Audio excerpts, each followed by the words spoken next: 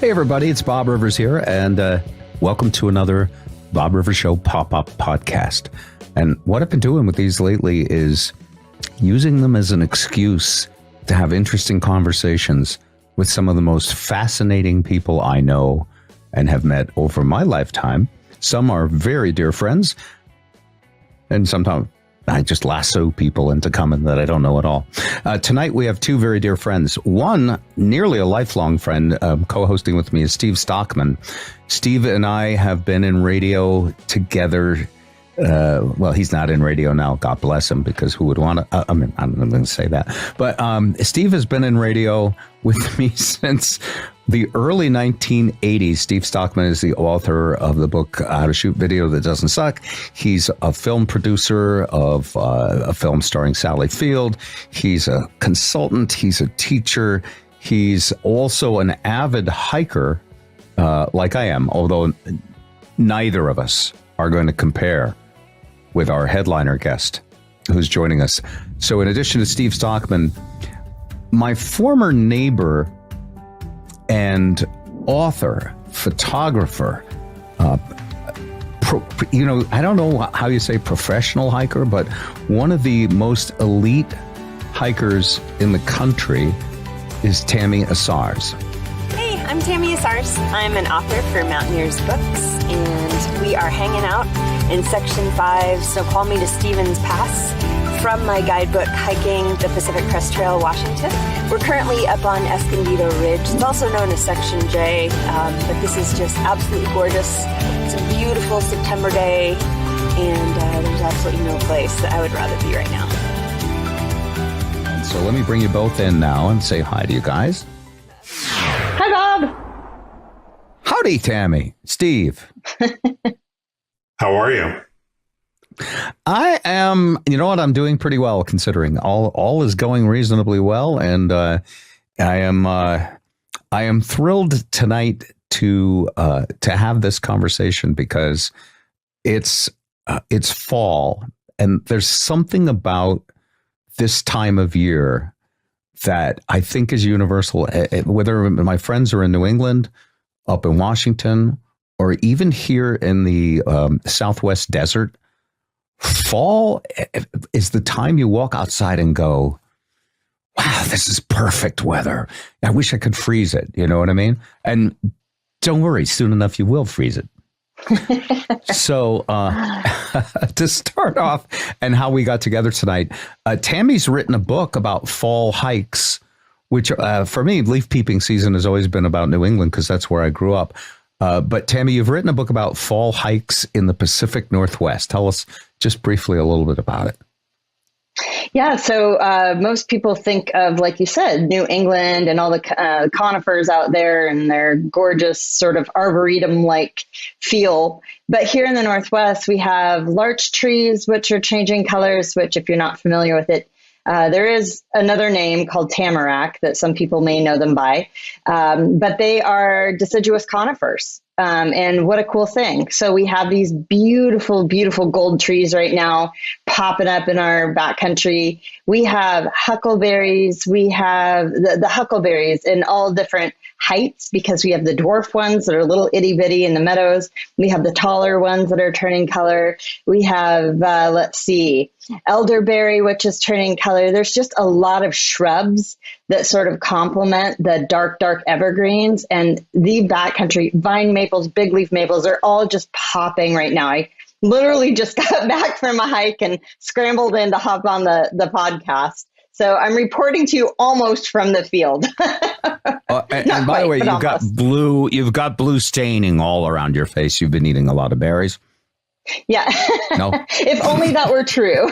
I did earlier this year, but we had a really dry year here, so we just don't have quite as many berries as we normally do this time of year in the backcountry. And the book, for people who want to get it on Amazon? It's Fall Color Hikes, Washington. Okay.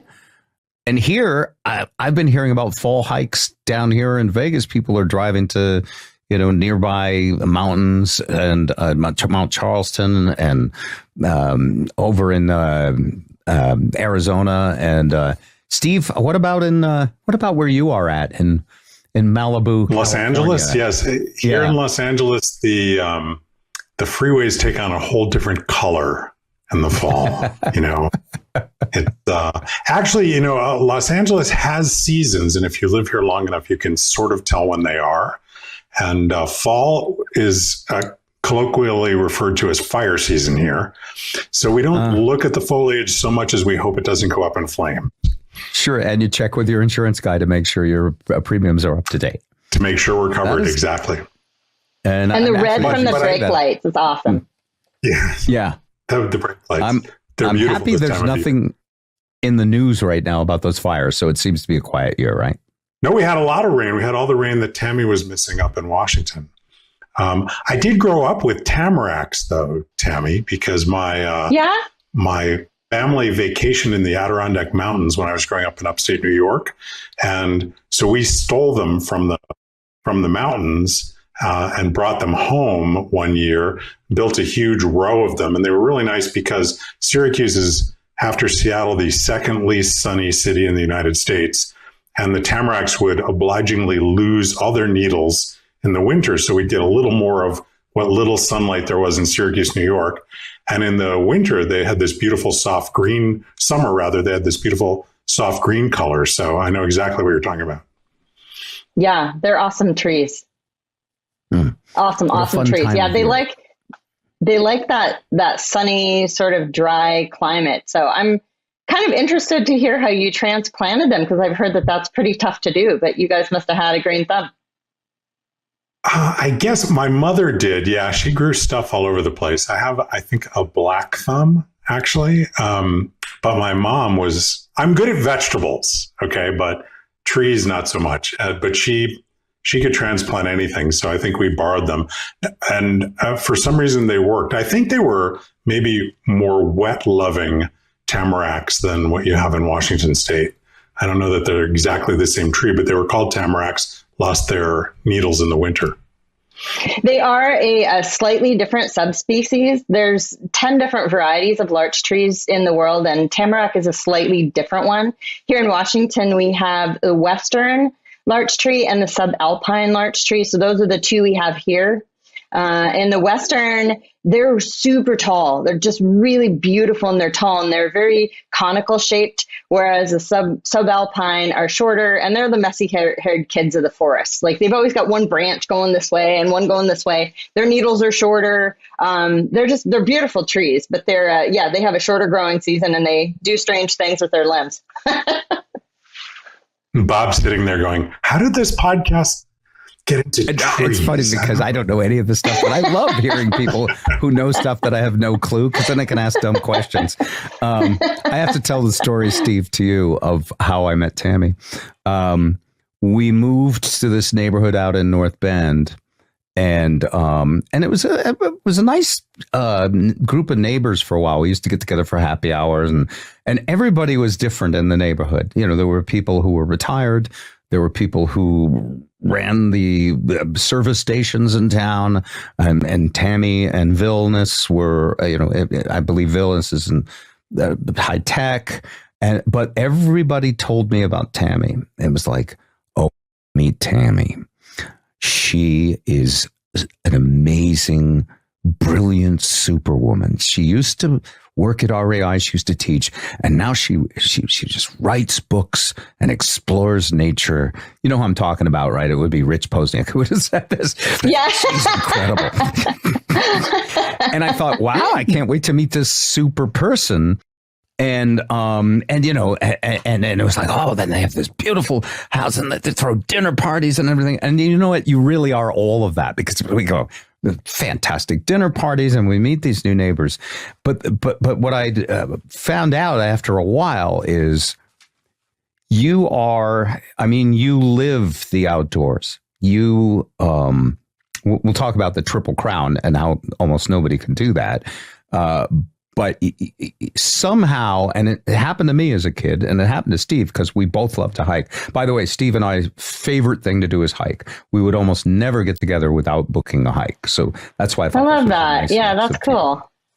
Yeah. But what I'm curious about is, when you were a girl growing up, to like who influenced you, or did you hike to get away? Did you one time discover a hike and say this? How did this become?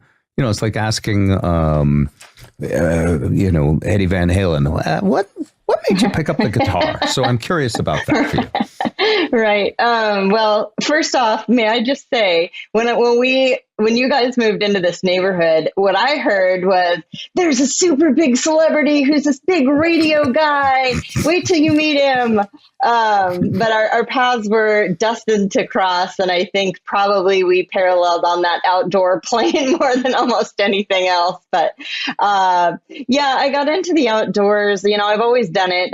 I'm a third generation Washingtonian, born and raised in the state. And it's pretty hard to not hike when you live here. This state is so beautiful. In fact, today I was just on a hike with 3 other people, and the whole hike we were just kind of obnoxiously going, we're so lucky to live here.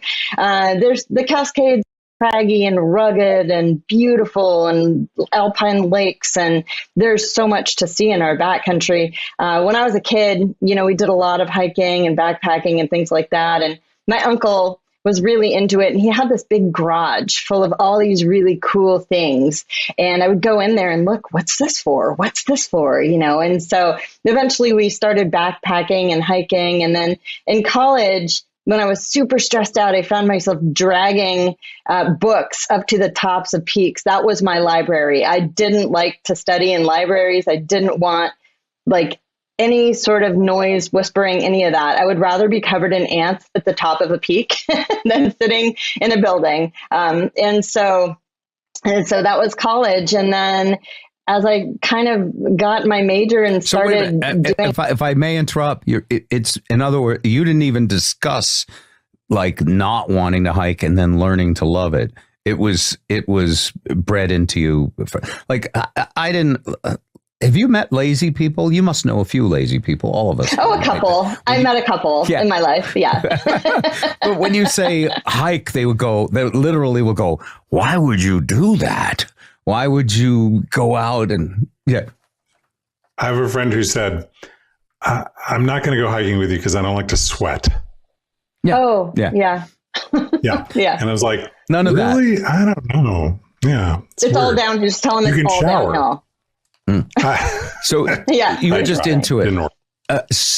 What about so there's hiking, and then there's what you do, the Appalachian Trail, the Pacific Crest Trail, the Continental Divide. These cross over the entire. I mean, you must feel like you've seen so much of the country. When you first have the thought of doing something like that, what's that like? And is it just because it's there and it's built in you, and maybe I'm not going to get reasons why? It's a really great question, Bob. I'm not sure anybody has ever really asked me that before. It is in me. It's just what I do. It's like eating. I don't know. It's just what you do. You just eat because you're hungry. You hike because it makes you feel good, right? It's just probably the worst addiction I could have picked because I must hike a lot. No, but in all seriousness, it's, you know, I started in college, I started doing marketing, and I was kind of following my head more than my heart. I was going based on what everybody has always told you, which is, you know, find your career, find your profession, find your niche, make your money. And I quickly realized that wasn't working for me. I was not cut out to sit at a desk and work in a corporate environment, report to a CEO and all this. And so I needed to find a way to make money that was going to be along the path that would also keep me happy, right? And I think that's what all of us kind of need to do in our lives.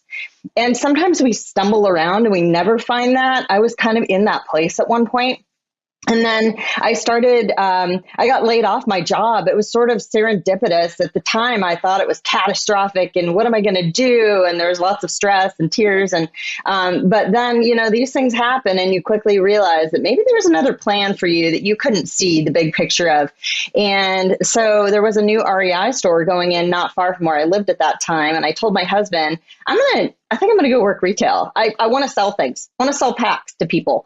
And he was just like, okay. And it was kind of funny because, because, you know, I had this fairly lucrative marketing job at this high-tech company. It was all bougie and great and all that. And then I went to sell packs, and I fell in love with selling packs to people. I loved to hear their stories, what they were doing. I wanted to hear more.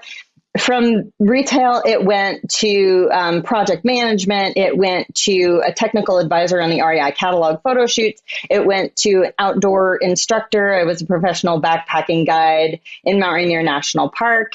It went to me teaching a lot of classes. So I started teaching a lot of outdoor pursuit classes. And one of them I taught was the Wonderland Trail. And I was teaching this class over and over. And every time I taught it, my handout was getting thicker and thicker. And I was like, geez, at one point I was standing by the copier watching it go, zzz, zzz. I was like, look at all this paper. There needs to be a book. So I started doing some research on how I could write a book. And that's how kind of organically this path came about.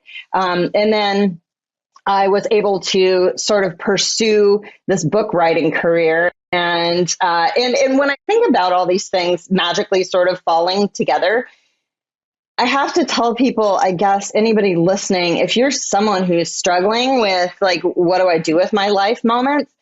There are signs, right? So all along there had been signs. So I had won an essay contest like way back when in high school and was transported to Washington, D.C. to read it for the president, the whole thing. And then at some point I had gone into marketing and I gravitated towards customer case studies. I was doing a lot of writing.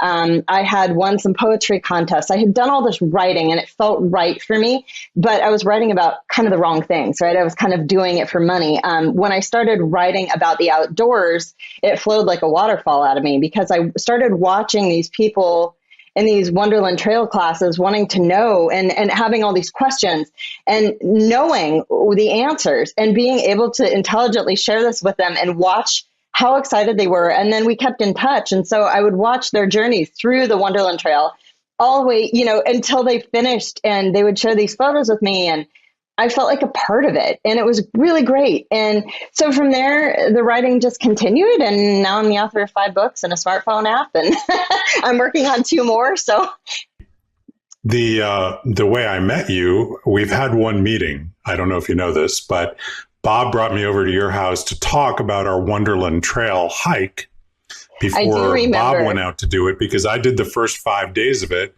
with Bob. And so he said, oh, you got to meet Tami, she's an expert. She wrote the book. And so we went over to your house, and I actually don't remember what you said, but we had a great hike. So it must have been really good. Must have been impactful. And we definitely consulted the book along the way. So no, really the greatest hike of my life, because it was, close to 100 miles in about 7 days. Yeah, it's 93 miles. Yeah. Thank you. To be fair, I only did the first 93.157. Yeah, I only did the first 4 days, but it was great. Yeah. It's wonderful. And that's your gift to other people, Tami. You're a teacher and a facilitator, and you bring that. And by the way, all of her books for anybody who wants to try hiking. And if you don't want to try hiking, the pictures are freaking awesome. I mean, all you need is pictures, right? Yeah. Well, in the Fall Hikes book, I included 8 scenic drives for just those people you described. And maybe someone who's recovering from knee surgery, or like someone that has little kids, someone that can't hike right now for some reason or another, because they too need to see fall. Hiking from your RV. That's your next book. I love it. That's very good. Hiking for the lazy man. Glamping. Yeah. Yeah, right. Glamping and then RV hiking. All right. Well, I have a question. Go ahead, Steve. So Tami, I have 2 kids. One loves to hike. She worked at REI for a number of years. She's a reliable hiker. She's hiked all over New Zealand by herself. I've done big mountains with her. My other kid hates to hike.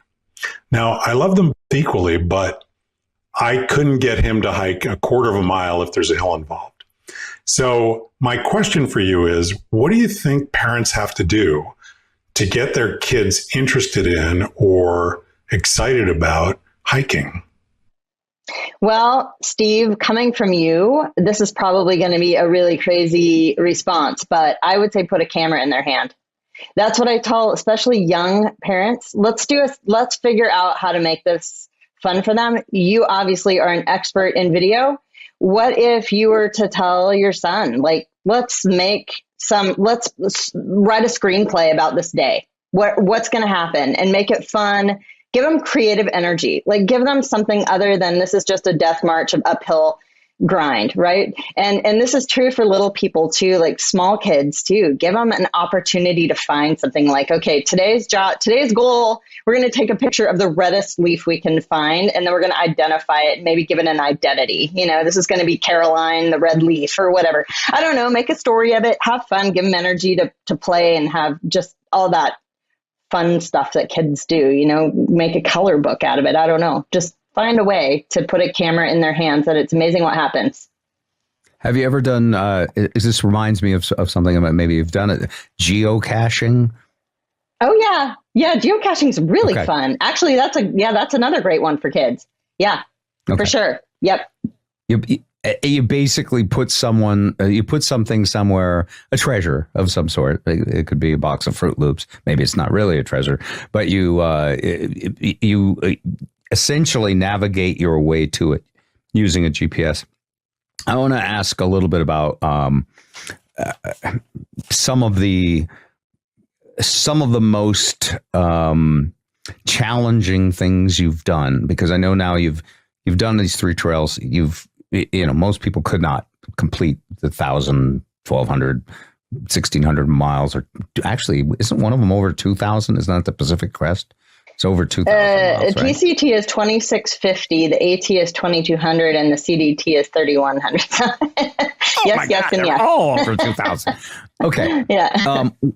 When doing something like that, which Steve, no matter how hard he tries, he's not going to trick his kid into one of those hikes. No. Doing something like that, talk about the mindset before you get started. A little bit. I mean, we can't have a full course in planning and preparation, but how does something like that come together? And then when you're on it, what's it like? Yeah, so I would say, what you have to start off with is kind of where are your resupply points? What trail towns are you planning on stopping at? Because you're thinking about this now, okay, you have this giant goal, right? It's 5 months. We'll say 5 months just for planning purposes, even though sometimes it's 4, depending on your pace. But anyway, 5 months. 5 months of being away from home, 5 months of resupplying in these small towns. Now you're going to be thinking about all those resupplies, because this is, where's your food going to come from? Where are your next pair of shoes going to come from? What happens if maybe you have a special medication or dietary need that you have to have along with you, which complicates things a bit too. But there's plenty of people out there like that only eat, keto or eat whatever. And so you have to kind of figure out like what towns are going to be the best towns for me to stop, or what have the most resources. So that's where, for me on my trails, the studying has always been, is figuring out what towns I'm going to stop at. And yeah, go figure. Yeah. So you're studying, you're researching, planning, figuring it all out. Yeah. So, but state by state, right? So I kind of try to block it off into approximate 100-mile segments. Could be a little more, could be 120. It's been up to 180, depending on when I want to stop. But, and then, taking a look at sort of the elevation profile on your mapping software, on your maps, physical maps, your hard copy, and then figuring out like, what are my days going to look like? How hard is this? How many days in between each of these resupplies? And then once you kind of have a handle on that, then you're kind of starting to do your box prep. So my basement, before I do these, looks like an empty, it's just a giant sea of boxes. And each one of them has a label, and each one of them has an address of where it will be sent. And each one of them has a mileage in between and approximate how many days of food and supplies that box is going to contain.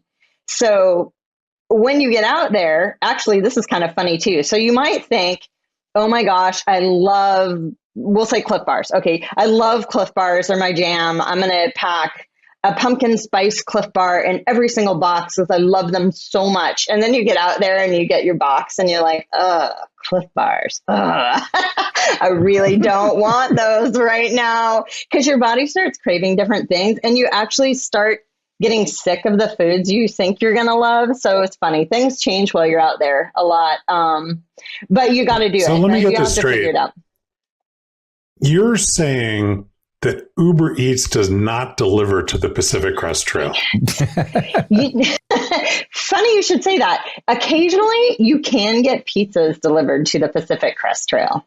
Oh, all right. Okay. It's pretty crazy. Like if you're staying at, sometimes it passes through like car campgrounds or various areas, and pizzas can be delivered to this area. Same with the AT, same with the CDT. On the AT, we actually did have a restaurant deliver burgers to a park, which was magic.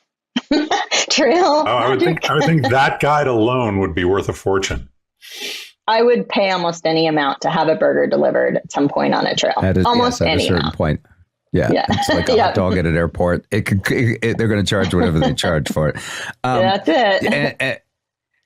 I should point out, anybody who's listened to this podcast for a long time might remember that when Tami was doing the Appalachian Trail, which was her triple of the Triple Crown, we, for several months, checked in with her from elevation and when she could get a cell phone signal, and we did live reports from the trail. And so from those reports, I understand a little bit of how it feels. And of course, I've done some of this hiking too, the Wonderland Trail. There is something so peaceful and I'm going to use the word a pleasant disconnected from civilization, news. As much as I love everyone in my life, complete freedom from having to talk to anybody. And there's a kind of peace that I've experienced, and I'm sure Steve has. You've probably experienced it times 10. Describe that thing you can only get by doing this. Well, I think we're all our own best friends, whether we actually connect with ourselves in that way or not. You start to realize that when you're out there, like you know, having your own schedule and your own pace and being able to do your own sort of agendas and make your own decisions, whether they be good or bad, is pretty cool. But also I 100% agree with you on the disconnect, because it almost feels weird to ride in a car again after you've been on the trail for a month. Feels like everything is going by with windows very fast. You know, I always kind of go back to like a primitive lifestyle. What were we like as human beings back in the day before we had all this stuff? And it's super fun to think about. And there probably were many, many days when you were out doing your hunting and gathering where you didn't speak to anyone and you had to be quiet because you were stalking, right? You were trying to find sustenance.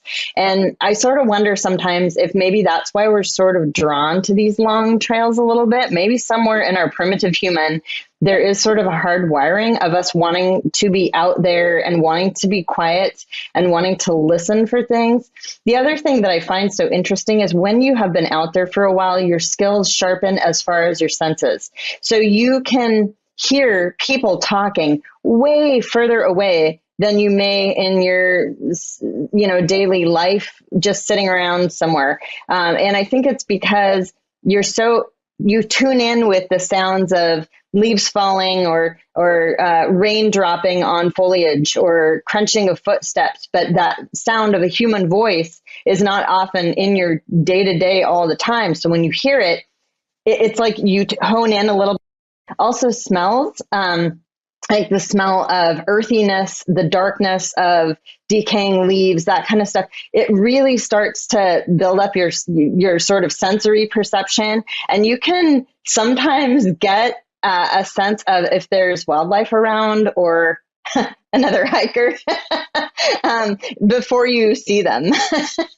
So you're more likely to smell a hiker or wildlife first.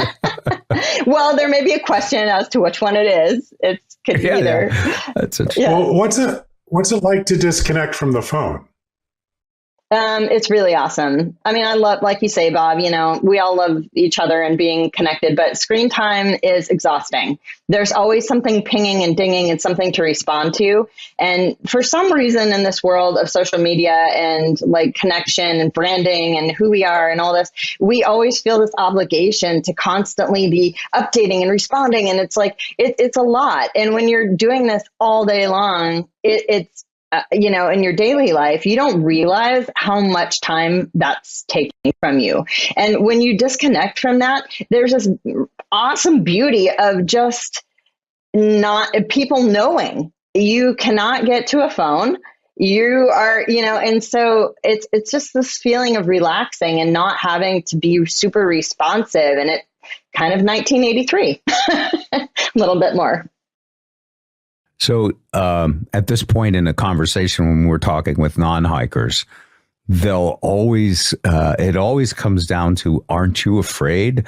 What about bears? What about rattlesnakes? What about, bad people? To which I always say there's more bad people in the parking lot than there ever are in the woods. Right, but, right. But you are, when you're out there, you're an animal in the wild yourself. So there is an element of danger. Always. I mean, it's an element of danger. No matter where you are. Yeah. No matter where you are. But it's got to be different when you're alone, is it? This is a hard question for me to answer because I spend so much time alone that it's very comfortable for me. I don't live in a world of fear. I'm not scared. I sleep like a champ through the night. I hike by day, greeting everyone I meet. I do pay attention to things. I'm more tuned in. If the red flag is going up, it's because I've had many years of normal and I know what that looks like. So I know when it's not. But I generally don't worry. Animals are predictable. People a little less so, but for the most part, even the unusual birds are usually pretty cool once you get to know them. So I don't know. I just try to live in a land of positive, which people could say maybe is a little naive, but it's I'm always prepared, never scared, I guess maybe is a good way to put that. I'm thinking back to last year when we did a podcast, and I think it was, you were hiking out west and you were hiking at night and you told the story of walking at night and then boom, right in front of you is a curled up rattlesnake. Rattlesnake. Yeah. Do you remember that one? Yeah. Yeah. So then your adrenaline, it doesn't get going? Of course it gets Bob going. Hates rattlesnakes, by the way. Bob, you need Lisa to make won't peace even with go. them. Lisa, by the way, we go to Sloan Canyon back here. It's a 6-foot wide family trail, and she gets out and she's like afraid of rattlesnakes, and I am a little bit too. So I am curious how you handle that. Yeah. I have a theory about that. I think people that were raised in, I don't know, maybe it's this crazy theory, but my theory is people that were raised with snakes being venomous and being kind of scary are much more highly, just anxious about the snakes. Because here in Washington, aside from the snakes over on the other side of the Cascades, in Western Washington, we pretty much have garter snakes and a few others that are, just kind of cool. They don't, harmless. They're not, they're not a threat. So, I don't have that like super high wired knee jerk reaction when I see a snake. I just kind of look at it.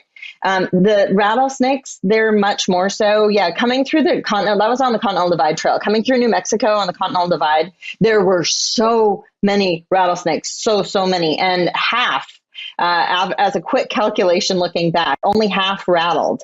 And one of them, as you mentioned, was this one, and I walked right by it. But when I saw it, I didn't do the giant step out of the way. It was more like it was so cold. This poor thing was curled in a little ball, and then it slowly unslithered and crawled, went across the trail.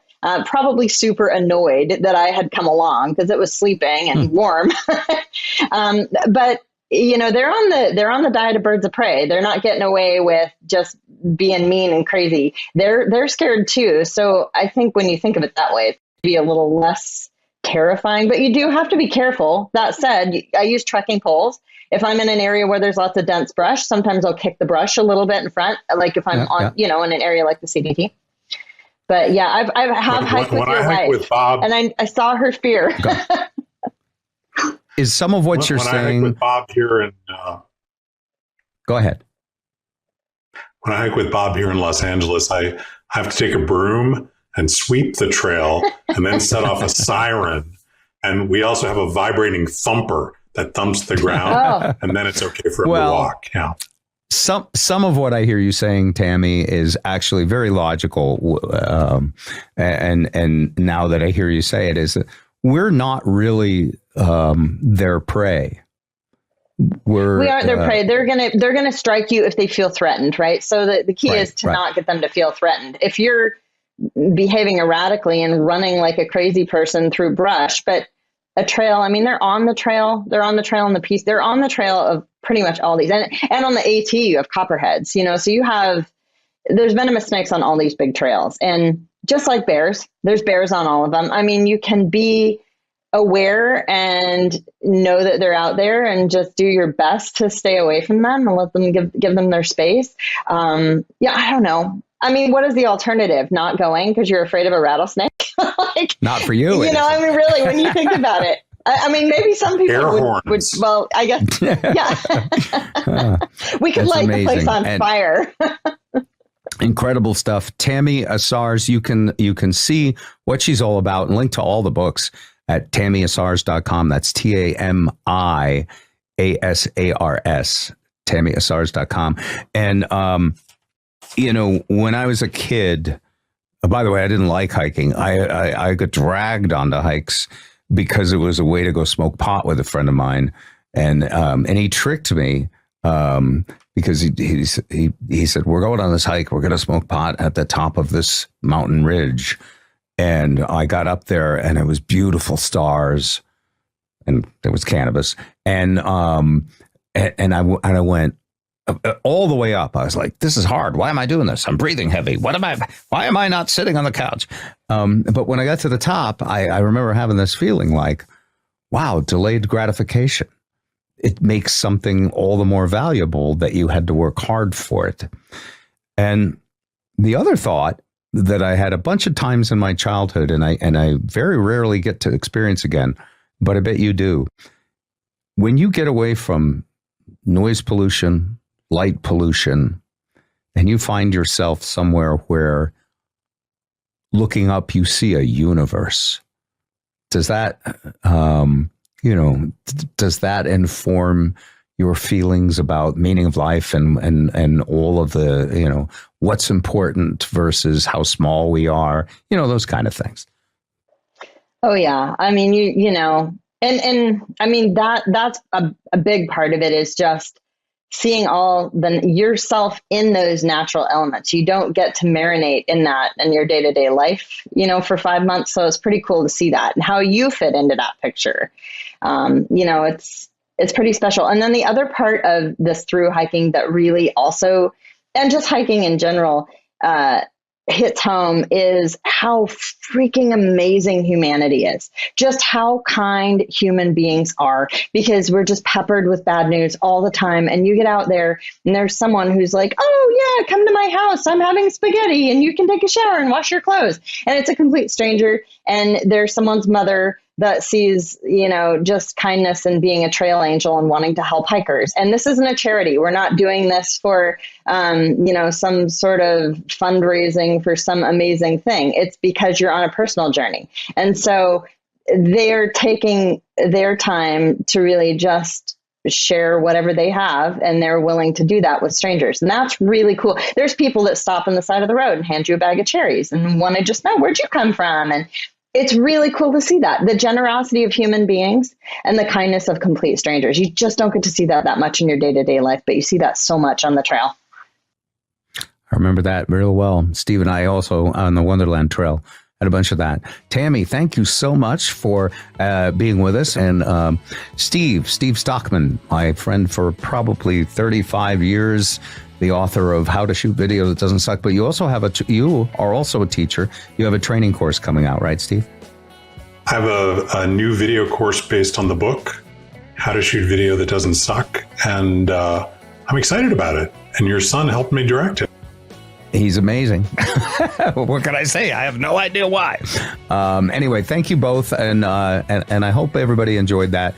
And if it'll give you the impetus to get a little bit closer to nature and enjoy this wonderful fall weather we're having. Cheers. Be well, everybody.